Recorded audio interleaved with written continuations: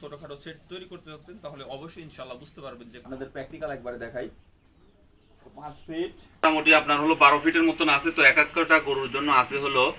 আসসালামু আলাইকুম প্রিয় দর্শক, সবাই কেমন আছেন? আলহামদুলিল্লাহ ভালো আছেন, আমিও আলহামদুলিল্লাহ ভালো আছি। তো আপনারা জানতে চাইছেন যে আমাদের এই ছোট্ট খামারের কত বাই কত হাত আমরা রাখছি এবং কত বাই কত হাত রাখলে অবশ্যই ভালো হবে, সেটা আপনাদের আজকে এই ভিডিওতে জানাবো ইনশাল্লাহ। তো আপনারা অবশ্যই ভিডিওটি টেনে না দেখে সম্পূর্ণ ভিডিও দেখবেন, তাহলে অবশ্যই কিছু বুঝতে পারবেন।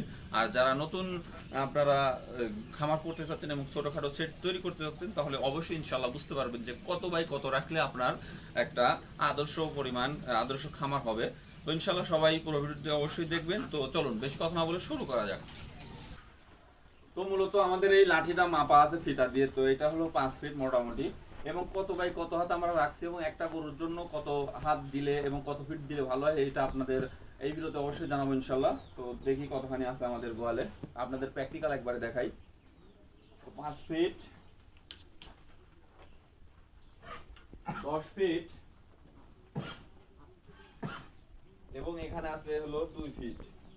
তো এখানে টোটাল আছে আপনার হলো 12 ফিটের মতো, এবং একটা গরুর জন্য আমরা কিন্তু প্রায় 4 ফিটের মতন জায়গা রাখছি।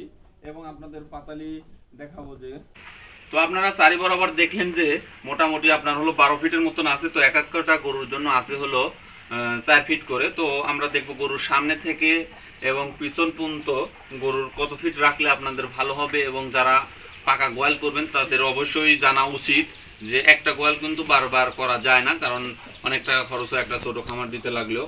তো দেখেন আমাদের এখানে মূলত এটা এই 16 আছে হলো 5 ফিটের মতো, এবং এখানে দেখা যাচ্ছে যে আরো 1 ফিটের মতন। তো টোটাল আমাদের 6 ফিট আছে।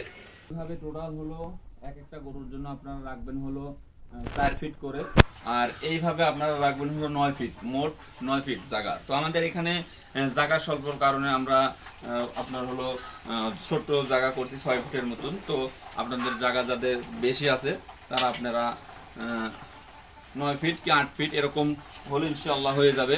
এবং যাদের জায়গা নেই তারা এরকম 6 ফিট 7 ফিটের মধ্যে করে ফেলবেন। এবং অবশ্যই যখন আপনারা একটি খামার করবেন, অবশ্যই আমি কিন্তু বারবার বলি যে খামার করে সব টাকা নষ্ট করবেন না। 2-4 বছর আগে গরু লালন পালন করেন, একটু অভিজ্ঞতা বাড়ুক, তারপরে আপনারা খামার করেন এবং সুন্দর একটি খামার করেন যাতে আপনাদের কিছু প্রফিট হয় এবং লাভ করতে পারেন। তো আশা করি বুঝতে পারছেন যে এরকম হলে ভালো হবে। তো সবাই নতুন হলে আমার চ্যানেল অবশ্যই সাবস্ক্রাইব করে দিবেন, বাইজিদ এগ্রো ফার্ম। আর যারা সাবস্ক্রাইব করছেন অসংখ্য ধন্যবাদ আপনাদের। তো সবাই ভালো থাকবেন এবং সুস্থ থাকবেন। আল্লাহ হাফেজ, আসসালামু আলাইকুম ওয়া রাহমাতুল্লাহ।